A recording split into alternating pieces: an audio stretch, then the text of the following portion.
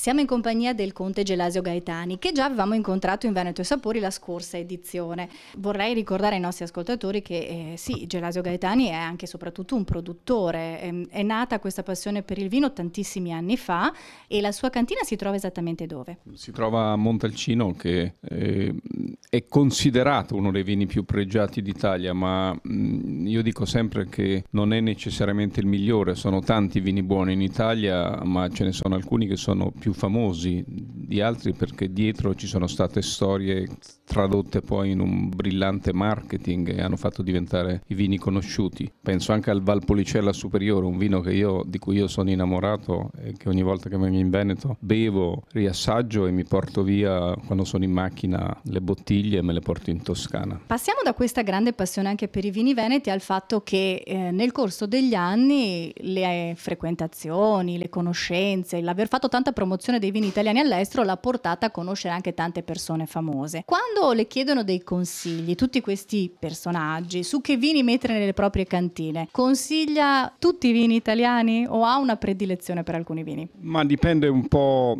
appunto, io ho la fortuna di aver conosciuto e di conoscere i cosiddetti personaggi famosi o VIP in giro per il mondo. Dipende un po', per esempio gli inglesi, conosco molti inglesi che per tradizione amano il vino francese, allora era difficile per me subito suggerire dei vini italiani perché gli inglesi si sono abituati al Bordeaux, alla Borgogna, però vedo che oggi anche loro, che sono i più francesizzanti, amano il vino italiano, amano molto il vino del Veneto, per esempio gli inglesi, mentre gli americani hanno una grandissima passione, sono innamorati della Toscana, e per cui non faccio più tanto sforzo. Ormai il vino italiano è considerato uno dei prodotti di eccellenza assoluta nel mondo e non sono io che li suggerisco, semmai sono i miei amici o clienti che mi chiedono le differenze nell'ambito dei vini regionali italiani. Tra i personaggi che conosce, ce n'è qualcuno che di vino veramente se ne intende? Sì, ce ne sono molti.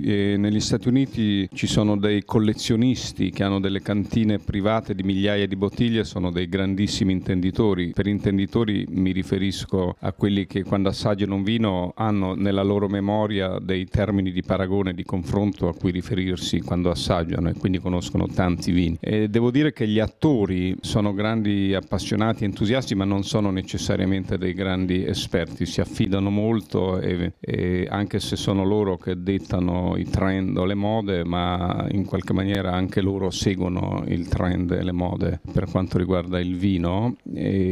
Però insomma sono appassionati. Io stesso, che mi occupo di vino da una vita intera, dico sempre che non sono un intenditore di vini, per cui se lei mi chiede se gli altri lo sono, non saprei cosa risponderle. Io ringrazio il conte Gelasio Gaetani per essere stato con noi, immagino che nel percorso del nostro programma lo incontreremo ancora perché so che in Veneto viene spesso, magari vi terremo aggiornati in questo senso. Grazie.